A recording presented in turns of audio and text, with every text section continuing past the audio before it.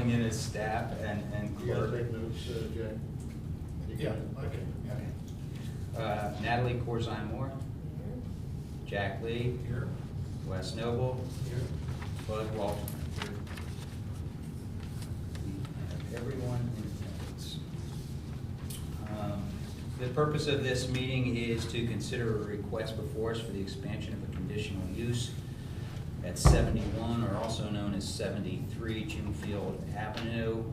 The current zoning is R1, single-family residence, and this request is an expansion of the conditional use to add 4 temporary modular classrooms on a site currently operating as an educational institution, considered a conditional use in R1 district.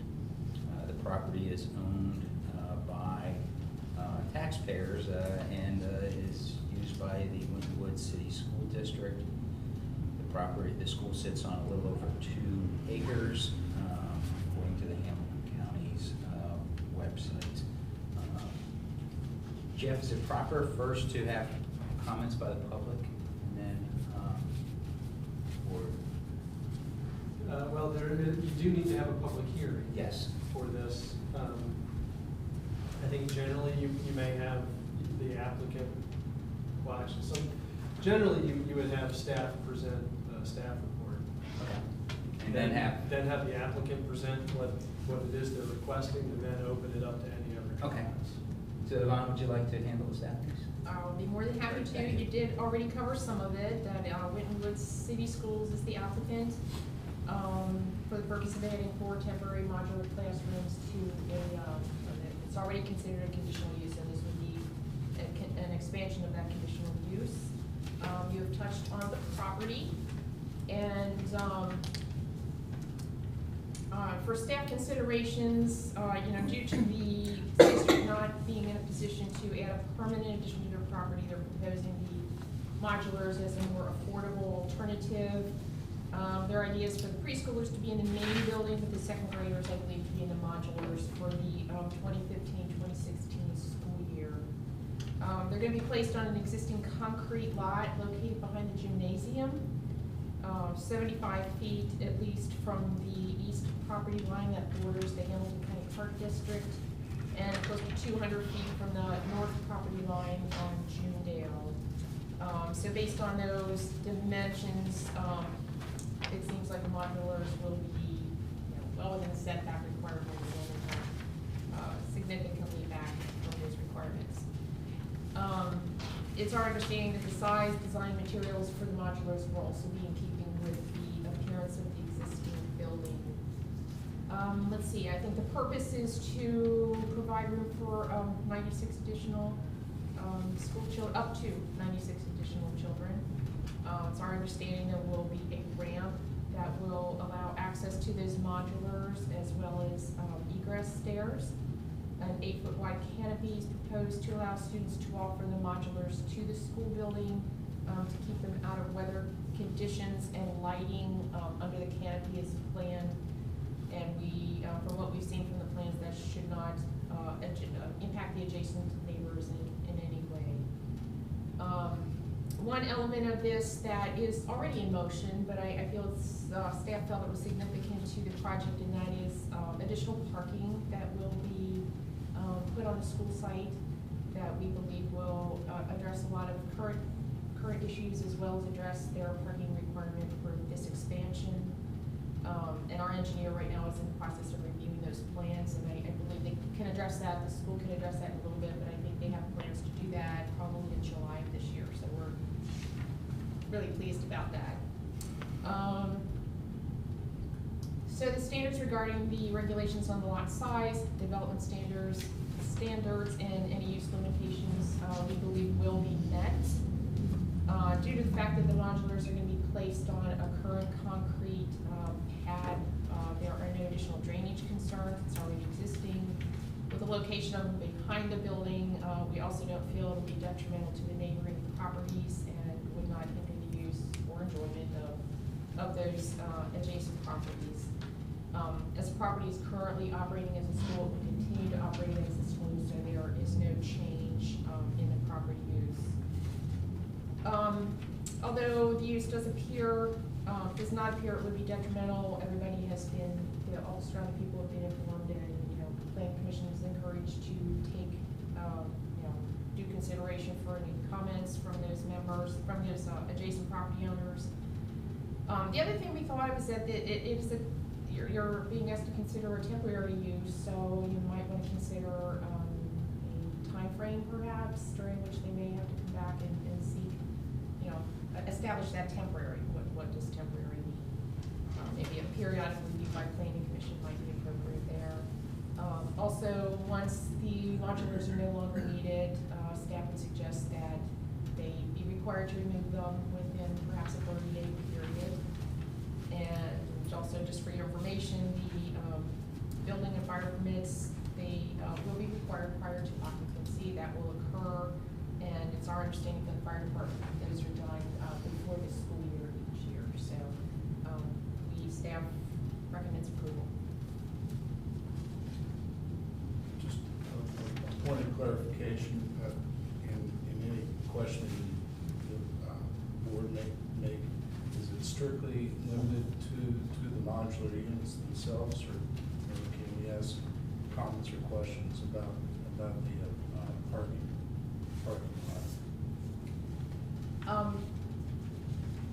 could defer to you. I guess you can ask questions, but just be aware that the parking is not part of this project. That is going to happen. I just raise it because we saw that as a real positive for a lot of what goes on Sure. that site right now. So, Okay. you okay? Yep. That's good. I think where these buildings are going, I believe there's dumpsters there now, aren't they, for the school? No, the dumpsters are on the other side. Okay. When we used to park there and walk back when the kids were playing ball, they used to a couple dumpsters back there. Didn't know whether there was other ball. So it doesn't need to be shielded or anything? Yeah, it's the dumpsters right there. Okay. They've been there for a while? Years, 2 years. We don't require to screen those or anything. In any of our zoning codes that you're aware of? No, I would have checked to see how long they've been there, but I'm not aware of any. As if in a house or anything, it wouldn't fall under the same I don't believe so. screening requirements. I will check on that for you. Afterwards, Okay. so I don't think they've got them. Okay.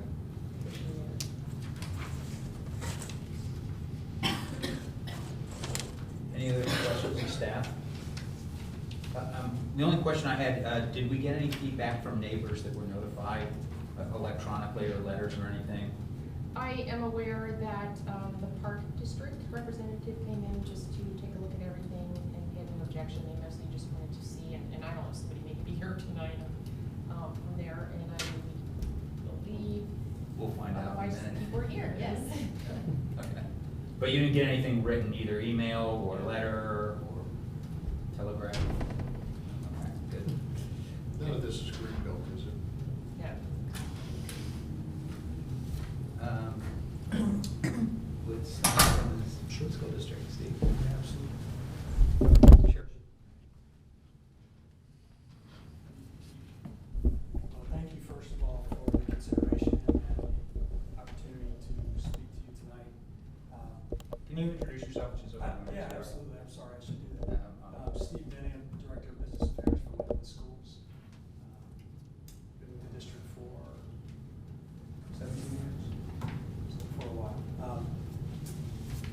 I think when you talk about a project like this, and I won't take too much of your time, I certainly want to entertain questions, and I know you've got public comments as well. But I think when you embark on anything like this, the why is important. It's at least as important as the how. And so the why behind this project is really to serve preschool on campus. From about the late 60s until 2007, that was a K-6 walk-in neighborhood school. And then it became a site, and it was preschool there. Preschool continued to be served from 2007 to 2012. And then we actually had the opportunity, because there were changes in the No Child Left Behind Act, to use Title I funding to fund all-day kindergarten teachers.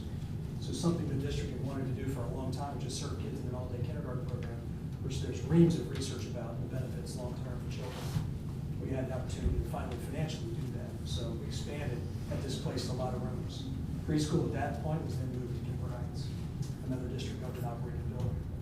That has proved to not be a good arrangement for the kids or our staff. And furthermore, we actually have a long-term lease with Hamilton County. They operate that building, they pay utilities. It's a good taxpayer arrangement, it's a good district arrangement to continue that positive relationship. But it became necessary to move preschool back. We really only had three alternatives. Community building, which is not viable because of handicap access and new food service provisions there, so you can't feed the kids. If we move to an all-day preschool program, which is what the district would like to pursue, again, because of the massive benefits it derives to children, we need more space. We simply don't have anywhere in the district with more space. Kemper Heights, we don't have that kind of space because of the lease. Forest View is not serviceable. Community building is not serviceable, which takes us back to the home site, which is north, which is where preschool used to be. Our goal is to bring them back, which is what brings us before you this evening. So thought it'd be just useful to let you know why we're entertaining this. Our hope is to have the modulars there and have the most independent children that we have on that site, second graders in those classrooms. This already happens at South. We have modulars at South, so they've been there since 2005. Because more space was needed at that site at that time. They do displace 15 parking stalls, so we thought it in the best interest of all involved to replace those stalls. And our architect, SHP, is Todd Thacker, who's here. He may, at some point, if you have any questions that I can't answer, I can certainly refer to him. But it was worked with Todd and actually with the village as well to make sure that we had adequate parking on site. So that's the intent, is the district is going to move ahead with adding parking. Honestly, if you've ever driven through there in the morning especially, it's pretty hellacious. It's not a pleasant experience. There's a lot of backup. That's due to 4 different types of traffic flow that are typical for a K-6 school. That's vehicular drop-off by parents, it's buses, it's daycare vans, and it's staff traffic. So right now, they have only 2 ways to separate 4 flows of traffic. Again, that school was designed as a walk-in neighborhood school. We've added spots over the years, and now we're looking at having to really, probably it's overdue, to be quite honest with you, adding more spots for that school. It's simply been finances that have prohibited us from moving ahead with that. So it coincides nicely with this project. But it'll give you 3 ways to sort 4 flows of traffic. So this should decrease, I would hope, and it has every indication of. I've already had some conversation with the principal. It allows you to sort the traffic more readily on site, so it's not being backed up on the street as much. So that's hopefully one of the benefits that we'll derive from this, in addition to the primary objective, which is additional space. So I defer to process. I don't know if you have questions you'd like to ask me, or if you'd like to have more public opportunity. Well, we'll ask you a few questions, and then anybody that wants to speak publicly, we'll swear them in. So, anybody have any questions right now? Mr. Thacker, you want to? Just here to answer questions. Okay. Anybody have any questions? Steve, my only question was, do you have a estimated timeline as to how long you think you might need these? The lease that I asked for a 2-year and a 3-year lease. Okay. So certainly are temporary. Okay. The district's facilities are a different topic of conversation. However, there's Yep. definite need there. Yep. We don't want to get into a 5-year lease because we don't know what's going to happen in 5 years. So 2 and 3 is a good horizon for us, we felt like, in terms of just where things are. If you started building a school or a new wing or something today, you're talking 2 to 3 years minimum before it's occupiable anyway. So hopefully that helps answer. I mean, we would consider temporary in the 2 to 3 year range, hopefully. Steve, as I've lived over 30 years, not too far away from that spot, I kind of have a pretty good visual. I feel of how the 2 modulars are going to sit back in there. Based upon the foliage screens that are already grown, I don't think that they're really going to be visible to the near neighbors. But the reason I asked earlier, because you've kind of made it part of this overall project, is the additional hardscape parking lot. And my concern is the appropriate drainage that's going to be brought into play with eliminating that grass there. At the bottom of Junedale there, that is a habitual flood point. And then the culvert that runs along the property at 77, in the past has gotten old trees and stuff down there, block that culvert. So my concern is, and I see Mr. Hahn here, so I don't mean to speak for him, but I know this is a great concern to him, is really addressing the drainage issue at that point. If I could approach, I'll hand you Sure. this. This is the project manual that the architectural firm produced. And it's certainly it's way too voluminous to spend a lot of time with. There is a copy filed with the village as well. But we recently received bids for that project, and it does include those site improvements. Mr. Hahn and I actually had the pleasure of meeting, 3 weeks ago.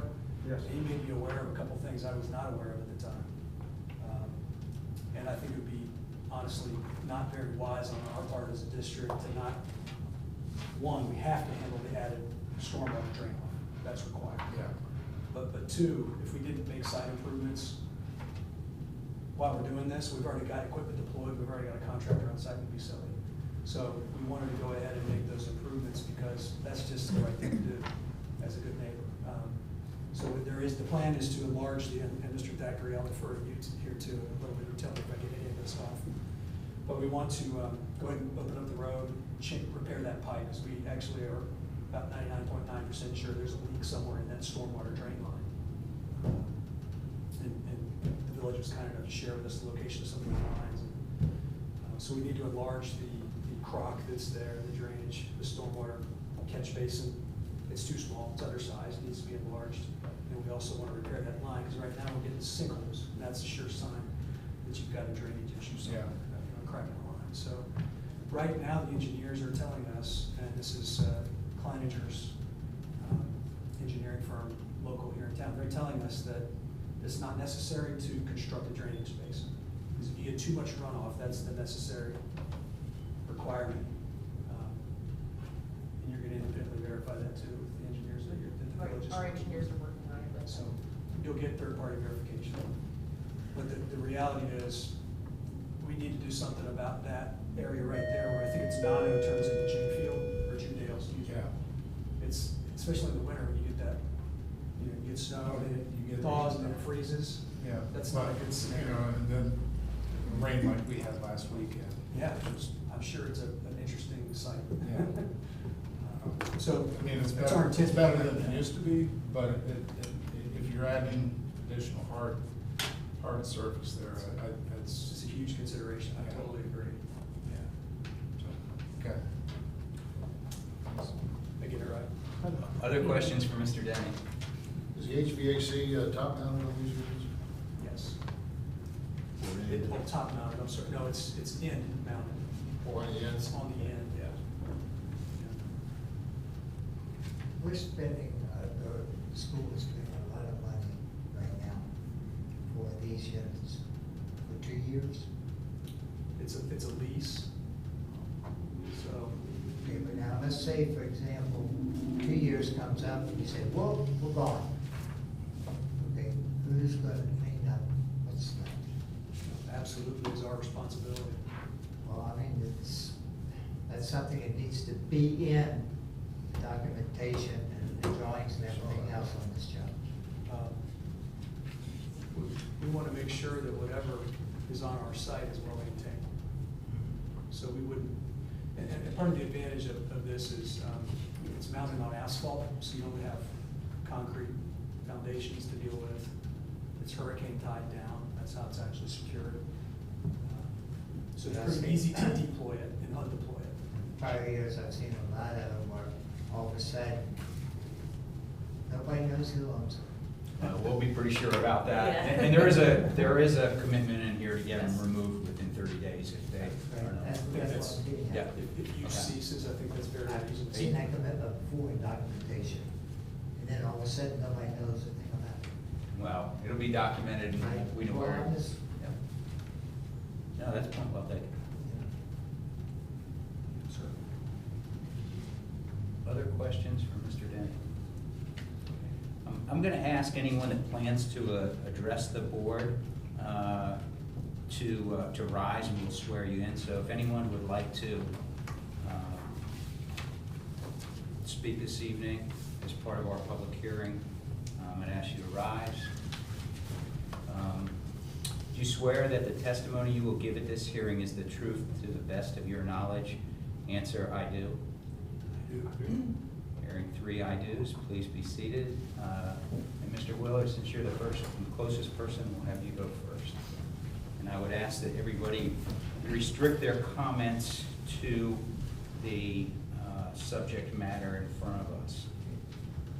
My name is Thad Willard. I'm resident of Greenhills. In the interest of transparency, I'm speaking actually with 2 hats. Speaking as a resident of Greenhills. I'm also an announced candidate for the Board of Education. So I don't want anyone to say that I was less than transparent as to where I'm coming from.